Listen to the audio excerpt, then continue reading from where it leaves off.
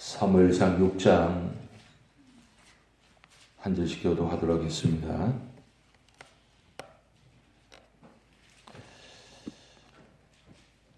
여호와의 괴가 블레셋 사람들의 지방에 있은 지 7달이라. 블레셋 사람들이 제사장들과 복수자들을 불러서 이르되 우리가 여호와의 괴를 어떻게 할까? 그것을 어떻게 그 있던 곳으로 보낼 것인지 우리에게 가르치라. 그들이 이르되 이스라엘 신의 괴를 보내려거든 그저 보내지 말고 그에게 속건제를 드려야 할지니라. 그리하면 병도 낫고 그의 손을 너희에게서 옮기지 아니한 이유도 알리라 하니 그들이 이르되 무엇으로 그에게 드릴 속건제를 삼을까 하니 이르되 블레셋 사람의 방백의 수요대로 금 독종 5과 금쥐 5 마련하라 하리니 너희와 너희 통치자에게 내린 재앙이 같음이니라. 그러므로 너희는 너희의 독한 종교의 형상과 땅을 해롭게 하는 주의 형상을 만들어 이스라엘 신께 영광을 돌리라. 그가 혹 그의 손을 너희와 너희 신들과 너희 땅에서 가볍게 하실까 하노라. 애굽인과 바로가 그들의 마음을 완악하게 한 것 같이 어찌하여 너희가 너희 마음을 완악하게 하겠느냐. 그가 그들 중에서 재앙을 내린 후에 그들의 백성을 가게 함으로 백성이 떠나지 아니하였느냐. 그러므로 새 수레를 하나 만들고 멍에를 메어보지 아니한 젖나는 소 2마리를 끌어다가 소의 수레를 메우고 그 송아지들은 메어 집으로 돌려보내고 여호와의 궤를 가져다가 수레에 싣고 속건제로 드릴 금으로 만든 물건들을 상자에 담아 궤의 곁에 두고 그것을 보내어 가게 하고 보고 있다가 만일 궤가 그 본 지역 길로 돌아 올라가서 베스메스로 가면 이 큰 재앙은 그가 우리에게 내린 것이요 그렇지 않으면 우리를 친 것이 그의 손이 아니요 우연히 당한 것인 줄 알리라 하니라. 그 사람들이 그같이 하여 젖나는 소들을 끌어다가 수레를 메우고 송아지들은 집에 가두고 여호와의 궤와 및 금쥐와 그들의 독종의 형상을 담은 상자를 수레 위에 실으니 암수가 베스메스 길로 바로 행하여 대로로 가며 갈 때에 울고 좌우로 치우치지 아니하였고 블레셋 방백들은 베스메스 경계선까지 따라가니라. 베스메스 사람들이 골짜기에서 밀을 베다가 눈을 들어 궤를 보고 그 본 것을 기뻐하더니 수레가 베스메스 사람 여호수아의 밭 큰 돌이 있는 곳에 이르렀은지라. 우리가 수레의 나무를 패고 그 암소들을 번제물로 여호와께 드리고 레위인은 여호와의 궤와 그 궤와 함께 있는 큰 보물을 담긴 상자를 내려다가 큰 돌 위에 두매 그날에 베스메스 사람들이 여호와께 번제와 다른 제사를 드리니라. 블레셋 5 방백이 이것을 보고 그날에 에그론으로 돌아갔더라. 블레셋 사람이 여호와께 속건제물로 드린 금 독종은 이러하니 아소스를 위하여 하나요? 가사를 위하여 하나요? 아스골론을 위하여 하나요? 가드를 위하여 하나요? 에그론을 위하여 하나이며 드린 바 금쥐들은 견고한 스물에서부터 시골의 마을에까지 그리고 사람들이 여호와의 궤를 놓은 큰 돌에 이르기까지 5 방백들에게 속한 블레셋 사람들의 모든 성읍들의 수레로였더라. 그 돌은 베스메스 사람 여호수아의 밭에 오늘까지 있더라. 베스메스 사람들이 여호와의 궤를 들여다본 까닭에 그들을 치사 50,070명을 죽이신지라.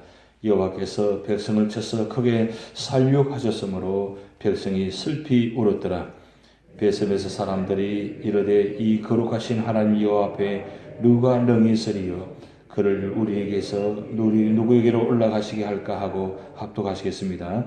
전령들을 기럇 이아림 줌에게 보내어 이르되 블레셋 사람들이 여호와의 궤를 도로 가져왔으니 너희는 내려와서 그것을 너희에게로 옮겨가라. 아멘. 네, 말씀을 지금 교도하는 가운데 저희 마음에 로마서 12장 2절 말씀을 감동을 주시는데 한번 찾아보시겠습니다. 로마서 12장 2절. 로마서 12장 2절을 우리 함께 합독하시겠습니다. 로마서 12장 2절 같이 합독하시겠습니다. 너희는 이 세대를 본받지 말고 오직 마음을 새롭게 함으로 변화를 받아 하나님의 선하시고 기뻐하시고 온전하신 뜻이 무엇인지 분별하도록 하라. 아멘. 우리가 신앙생활을 하면서 어떤 어려움을 당하고 어떤 문제를 만났을 때에 우리가 어떻게 해석하느냐에 따라서 삶의 방향이 문제 해결이 완전히 달라지는 모습이 있습니다. 적어도 우리가 믿음으로 사는 사람들은 그 일이 주어졌을 때에 그 문제를 바라볼 때에 그 문제를 해석할 때에 어떻게 해석할 것인가? 우리는 당연하게 믿음으로 해석하는 것이 맞습니다. 근데 문제는 그렇게 신앙생활을 오래 해 오시면서도 현재 당면한 문제를 바라볼 때 그 문제를 믿음으로 해석하지 않고 경험으로 세상의 지식으로 해석하는 경우가 많다는 거예요. 그래서 보면 결국 어떻게 되느냐면 믿음으로 해석해서 하면 믿음으로 해석하게 되면 결국 믿음의 방법으로 해결하려고 합니다. 근데 믿음으로 해석하지 않으니까 해결하는 방법도 믿음으로 해결하지 않고 세상인 방법으로 문제를 해결하려고 합니다.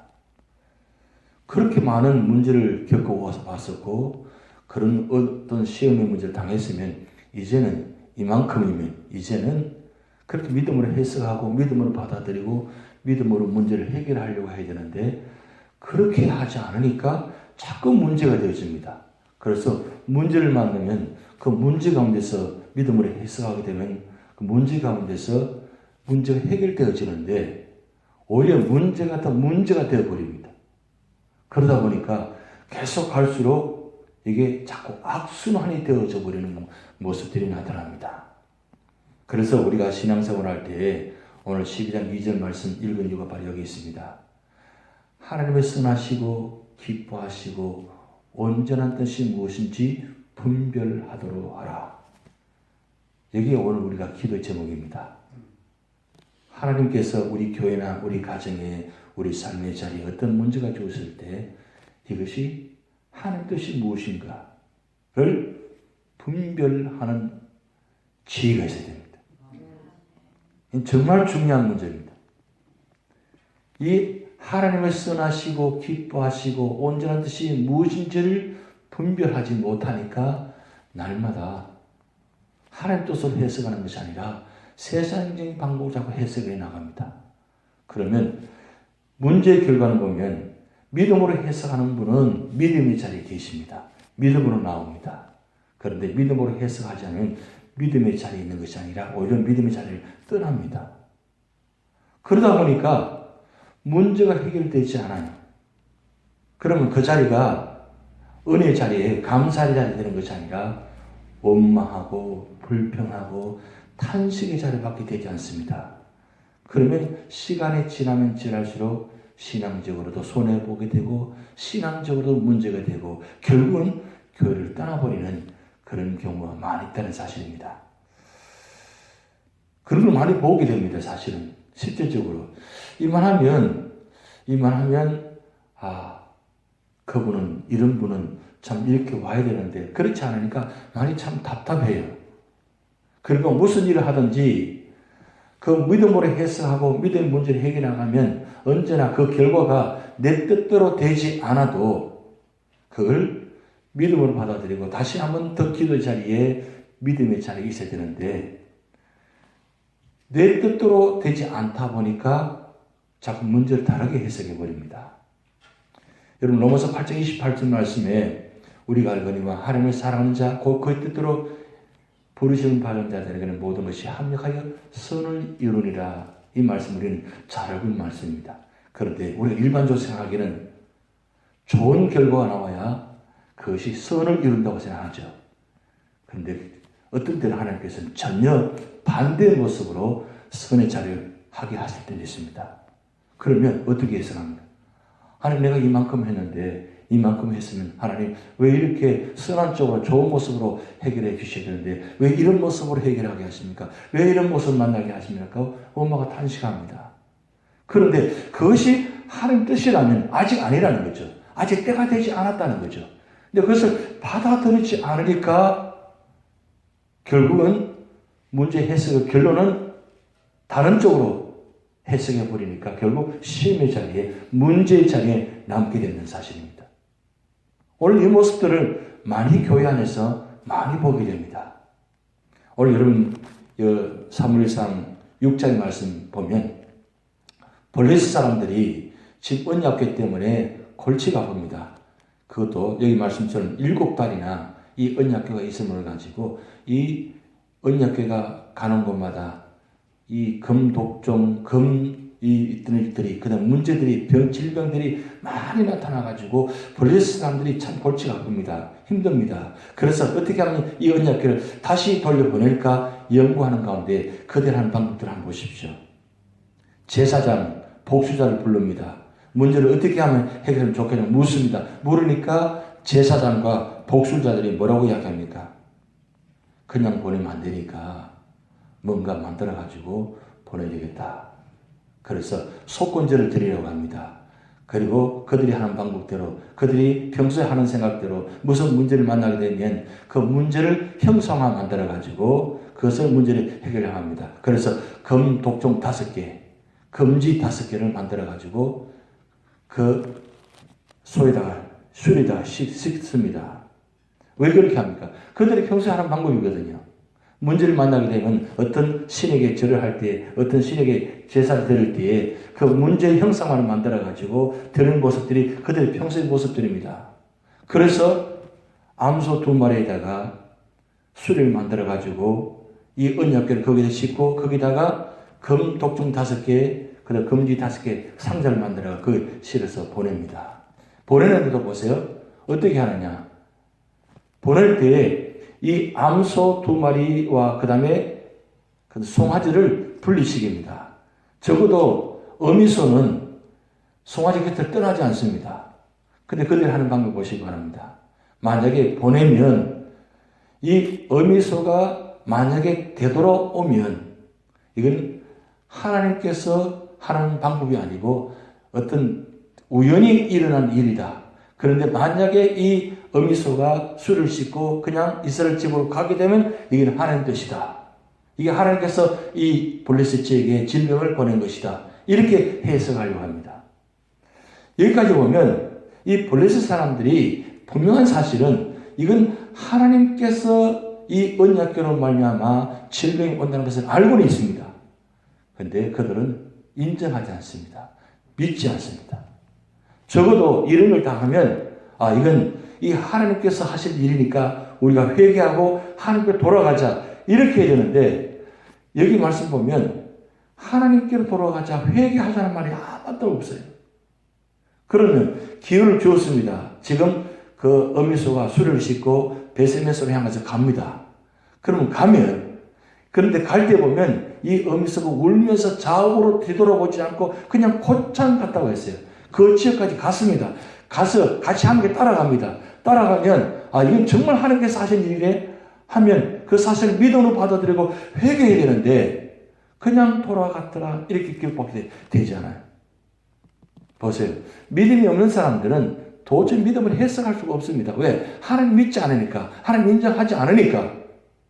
그런데 문제는 뭐냐면 하나님 믿는다고 하면서 예배를 드린다고 하면서 기도를 하면서도 말씀을 보면서도 어떤 문제가 다가왔을 때 그걸 당연하게 기도하면서 믿음으로 해석해야 되는데 그것을 믿음으로 해석하지 아니하고 내 생각으로 해석한다는 거예요. 근데 결론이 나와요. 내 생각을 해석해 보니까 도저히 말이 안 되거든요.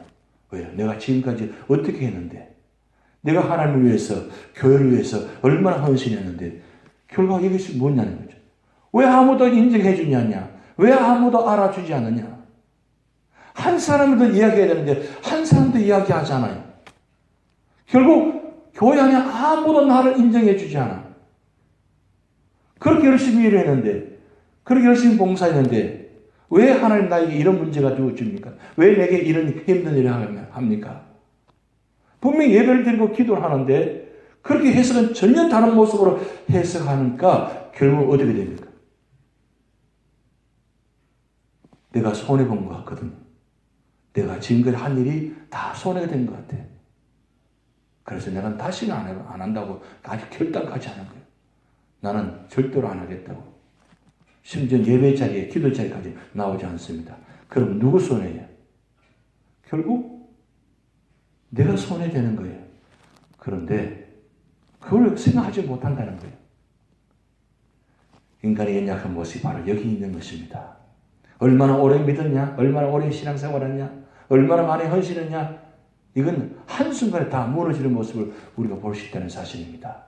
그러기에 오늘 로마서 12장 2절 말씀처럼 하나님의 선하시고 기뻐하시고 온전한 뜻이 무엇인지 분별하라.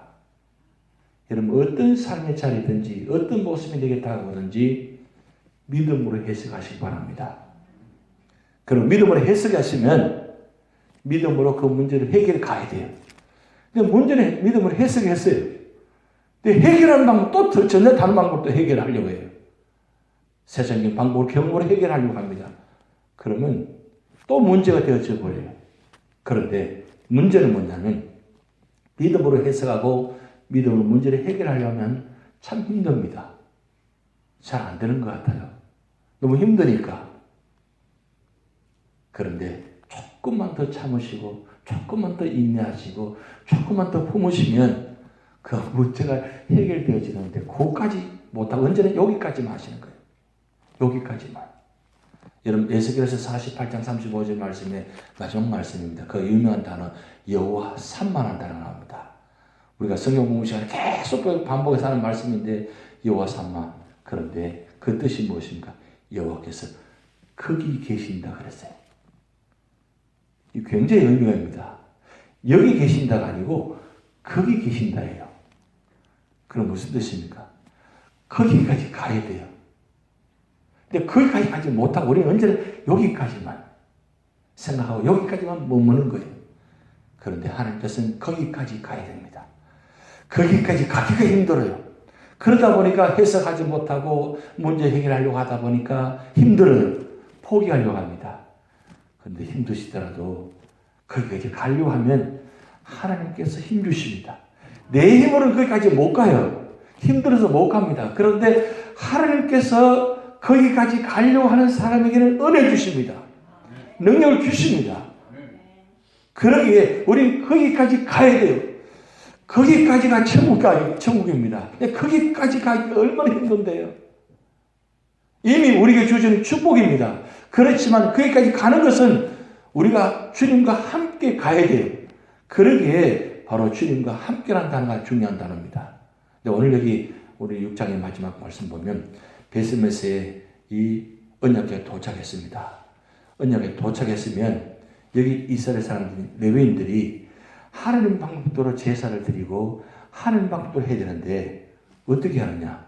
그냥 어미소가 왔으니까 어미소를 잡습니다. 근데 원래 제사를 드릴 때는 어미소를 드리면 안 됩니다. 암컷을 드리면 안 되고 수컷을 드려야 돼요. 그런데 얼른 왔으니까 그냥 있는 거 잡았어요. 그럼 잡은 까지는 좋았는데 문제는 이 언약궤를 들여다보았어요. 사실은 언약궤는 여러분 레위인들도 운반하면서 절대로 보면 안 됩니다. 다 덮어야 돼요. 오직 아론의 제사장만 보게 되어 있어요. 그런데 이 사람들이 이 언약궤가 어떤지 궁금하잖아요. 보았어요. 본 결과 어떻게 됐습니까? 여기 오늘 숫자가 나와 있어요. 5만 70명이 죽었다고 그랬어요.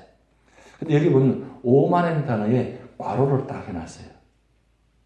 5만이라는 단어에 앞뒤를 괄호하는데 이거는 삽입인데 일반적으로 마소라 사본이나 70인역과 일반 NSAB나 K 제임스 버전은 이런 보면 다 5만에 나왔는데 일반 다른 사본에는 그냥 소사본들은 5만에 빠져 있습니다.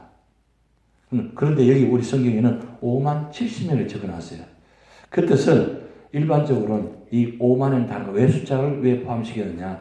그때 그 당시에 이 언약궤를 보는 사람들이 많이 죽었더라. 이 의미를 강조한다는 의미가 있습니다. 그러면 오만에 빠져도 넣어도 상관없는 것이 아니라 오만이 분명히 들어가야 된다는 뜻이에요. 왜? 그만큼 언약궤가 중요하기 때문입니다. 언약궤는 함부로 봐서는 안 되는 겁니다. 그런데 여기 이 사람 너무 기쁘다 보니까, 너무 좋다 보니까 또 궁금하잖아요. 왜? 언약궤를 오랜만에 보니까. 그래서 보았다는 거예요. 그래서 오늘 그 사람들이 고백하게 합니다. 20절 말씀 한번 같이 읽어보시겠습니다. 베스메스 사람들이 이르되 이 거룩하신 하나님 여호와 앞에 누가 능히서리요 그를 우리에게서 누구에게로 올라가실게 할까 하고. 자, 하나님의 그 거룩하심, 엄미하심, 이 언약궤를 통해서 상징적으로 보여주신 단어죠. 여러분, 지금 4장, 5장, 6장에 보면 계속 반복적으로 보면 이스라엘 사람들이 언약궤를 통해서 하나님 살아계신 믿어야 되는데 그냥 이스라엘 사람들도 주술적인 방법으로 이 언약궤가 있으면 전쟁이 이길 것이다 하고 언약궤를 가져왔는데 이 웬일입니까? 언약궤가 가져왔음에 불구하고 전쟁이 졌습니다. 그러면 이 전쟁에 지고 언약궤를 빼앗겼습니다. 그리고 블레셋 사람들이 이 언약궤를 가지고 있습니다. 그런데 이 언약궤를 가지고 있으면서도 계속적인 문제가 생깁니다. 그러면 이스라엘 사람들의 블레셋 사람들에다가 하나님이 어떤 분인가를 깨닫고 회개하고 돌아와야 되는데 보면 이스라엘 사람들이나 블레셋 사람들이 하나님을 믿지 않습니다. 회개하지 않습니다. 분명히 하나님께서 지금 이런 문제를 통해서 역사하시고 계신 봄에도 불구하고 그들은 받아들이지 않습니다. 믿음으로 해석하지 않습니다. 이게 웬일입니까? 하나님 역사를 지금 보고 있단 말이에요. 경험하고 있단 말이에요. 이게 구약시대의 사무엘상 5장, 6장, 7장에만 나타나느냐? 아닙니다. 오늘 우리 교회도 우리 믿음의 성도들이 교회 치료하면서 야, 이거 하나님께서 지금 우리 교회를 향하신 이런 모든 일들을 보면서 이건 하나님께서 하신 일이다. 하나님께서 역사하고 계시다. 라고 믿음으로 해석하고 믿음을 받아들여야 되는데 오히려 반대로 해석한다는 경우가 있다는 거예요. 그걸 하나님의 역사로 보지 않고 있다는 사실이에요. 이게 얼마나 큰 문제예요. 그래서 우리 눈과 귀가 언제나 하나님께 향해 열려 있어야 됩니다. 그리고 집중하셔야 됩니다. 그리고 하나님의 역사를 하나님의 역사로 받아들일 수 있어야 됩니다. 네, 끝까지 인정 안 하시면 계시는 거예요. 그게 얼마나 안타까운 사실이에요. 그래서 언제나 우리는 하나님 자리에 꼭 당하고 난 뒤에 깨닫기보다는 그저 보기만 해도 이건 하나님의 은혜입니다. 하나님께서 하셨습니다. 그렇다면 하나님 오늘 내 삶의 자리가, 내가 있는 자리가, 기도의 자리가 이걸 하나님의 역사하는 자리가 되게 하옵소서. 그래서 무엇을 하는지 하나님 믿음으로 해석하고 믿음으로 문제를 해결할 수 있는 은혜를 주시옵소서. 그런 믿음의 역사를 바라볼 때 하나님은 그 믿음을 통해서 역사가 나타날 줄 믿습니다. 다 같이 기도를 하시겠습니다. 하늘에 계신 우리 아버지여, 이름이 거룩히 여김 받으시오며 나라의 마옵시며 뜻이 하늘에서 이룬 것 같이 땅에서도 이루어지이다. 오늘 우리에게 일용할 양식을 주옵시고 우리가 우리에게 죄전자를 사하여 준 것 같이 우리 죄를 사하여 주옵시고 우리를 시험에 들게 하지 마옵시고 다만 악에서 구하옵소서. 대개 나라와 권세와 영광이 아버지께 영원히 있사옵나이다.